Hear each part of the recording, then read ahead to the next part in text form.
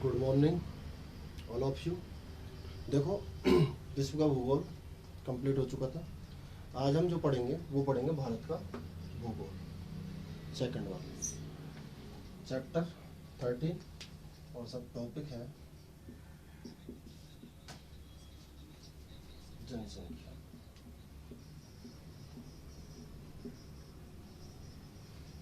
देखो जनसंख्या, लोगों की संख्या को क्या कहते हैं? जनसंख्या। क्या कहते हैं? जनसंख्या। लोगों की जो संख्या है उसे क्या बोलेंगे अपन? जनसंख्या बोलेंगे। क्या बोलेंगे? जनसंख्या बोलेंगे। ठीक। अब जनसंख्या कहीं तो रहेगी, तो कोई निश्चित क्षेत्र में जो लोगों की जो संख्या पाई जाती है उसे क्या बोलते हैं अपन? जनसंख्या बोलते हैं। ठीक है। अब देखो जनसंख्या के वितरण वितरण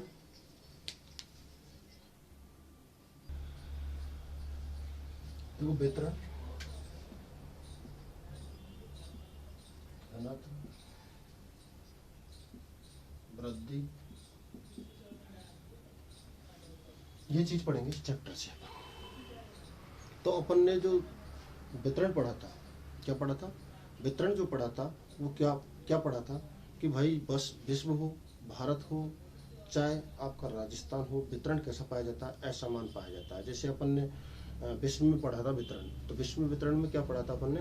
विश्व में जो वितरण में पढ़ा था वो ये पढ़ा था कि जो एशिया महाद्वीप है उसमें सघन है, और वहीं ओशेनिया की बात कर रहे थे तो ओशेनिया में विरल हो गया था। इट मीन्स असमान था, कहीं ज़्यादा कहीं कम कहीं मध्यम। इस तरह से ही हमारे भारत में अगर बात करें तो जो जनसंख्या का जो वितरण है वो भी कैसा पाया जाता है? असमान पाया जाता है। कैसा पाया जाता है जी? असमान पाया जाता है। देखो आप भारत के जो कौन से पर्वतीय क्षेत्र हैं या ऊबड़ खाबड़ हैं, है ना, या जहाँ पर उपजाऊ मिट्टी नहीं है या खनिज संसाधन नहीं है, वो क्षेत्र कैसे हैं? विरल क्षेत्र है ना। और उपजाऊ मैदान जैसे गंगा का मैदान है, मालवा का पठार है, ये सारे क्षेत्र जो हैं वो क्या है? सघन है। यहाँ पर उपजाऊ मिट्टी है। या फिर खनिजों की बात कर लें, झारखंड उड़ीसा वाले, ये भी क्या है? सघन वाले क्षेत्र पार्ट में है। तो ये वितरण जो पाया जाता है वो क्या ऐसा रहता है? असमान रहता है। इस वितरण को प्रभावित करने वाले कारक,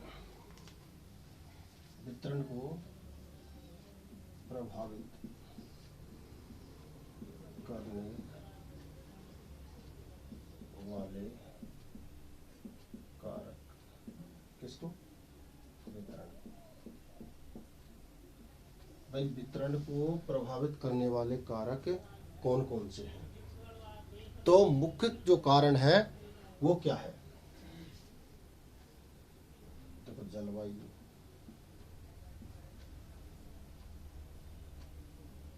मृदा, जलवायु है, मृदा है,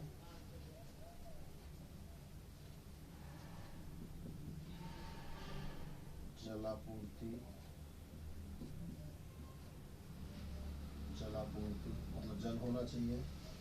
जलवायु, मृदा, जलापूर्ति,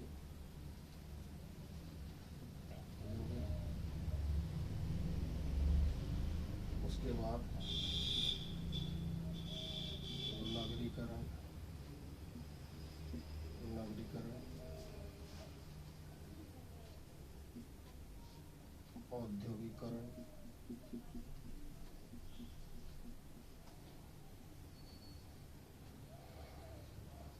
खनन क्षेत्र,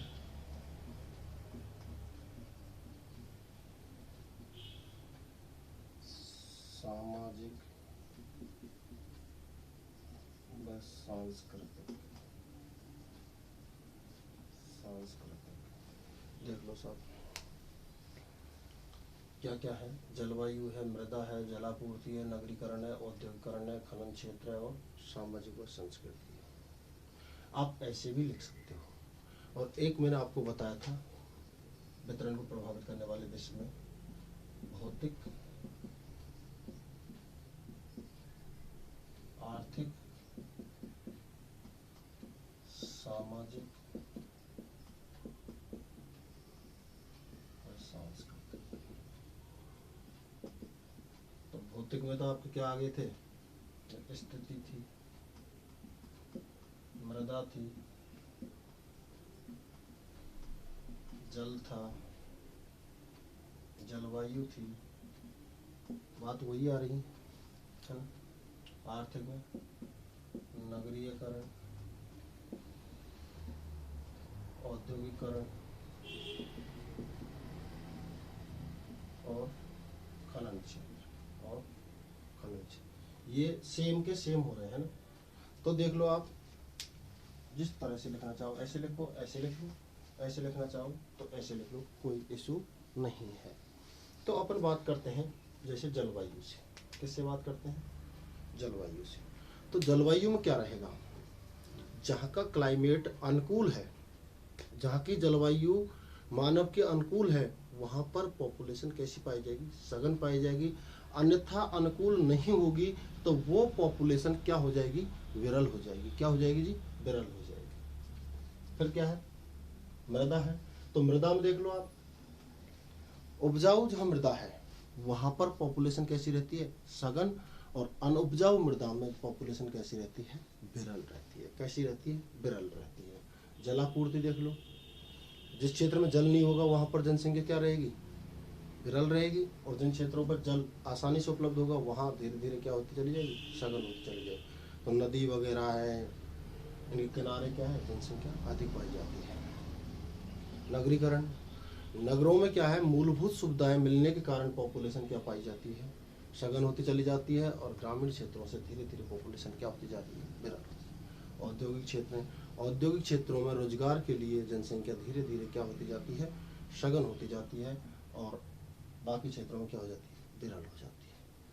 खनन क्षेत्र, खनिज निकालने के लिए, क्या निकालने के लिए, खनिज निकालने के लिए जो रहती है स्थिति, वो क्या रहती है भाई, लोग चाहिए, खनिज निकालने के लिए लोग चाहिए, जरूरत पड़ेगी नहीं पड़ेगी, तो उनको निकालने के लिए लोग चाहिए। तो जहाँ पर खनन क्षेत्र है वहाँ पर लोग दूसरी जगह से क्या करते हैं, प्रवासिता करते हैं, और वहाँ पर धीरे धीरे क्या होती चली जाती है, सघन होती चली जाती है, और जहाँ से प्रवासिता करते हैं वहाँ क्या हो जाती है, विरल हो जाती है।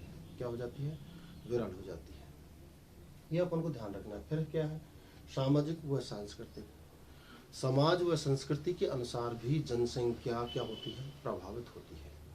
तो देख लो आप, क्या लिखा था, वितरण को प्रभावित करने वाले कारक। भाई वितरण को प्रभावित करने वाले कारक ही तो लिखे थे।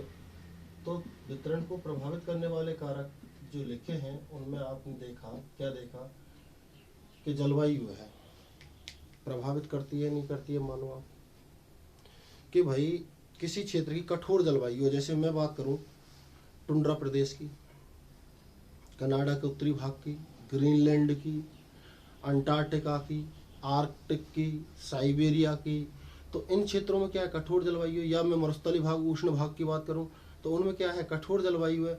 और कठोर जलवायु होने के कारण क्या होंगे, लोग वहाँ से धीरे धीरे क्या कर देंगे, पलायन कर देंगे, और पलायन कर देंगे तो वहाँ पर जनसंख्या कैसी हो जाएगी, सघन हो जाएगी। तो लोग कहीं ना कहीं तो जाके बसेंगे ना, और जहाँ जाके लोग उनके अनुकूलतम मतलब समशीतोष्ण वाले भाग में जा करके वो लोग बसेंगे, तो वहाँ पर जनसंख्या कैसी हो जाएगी जी, सघन हो जाएगी।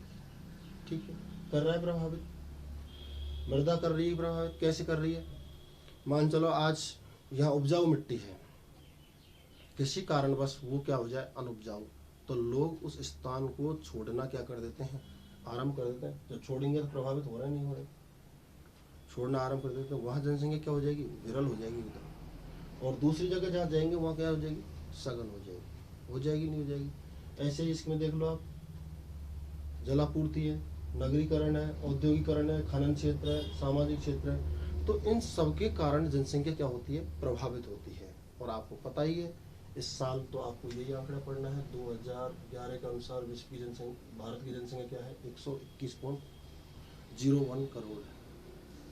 क्या है, 121.01 करोड़ है ना।